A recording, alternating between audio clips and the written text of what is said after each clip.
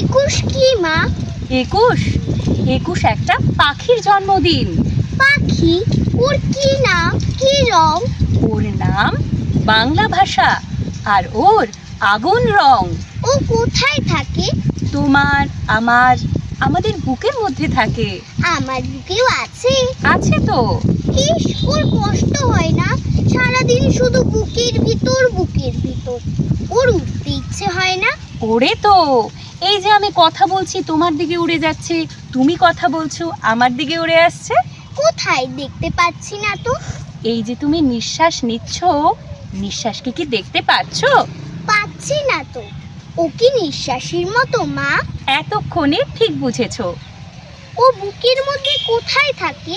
আমার বুকে কান পাতো, কিছু শুনতে পাচ্ছো? পাচ্ছি তো, টিক টিক টিক। এই শব্দটাই ওই পাখিটার বাসা।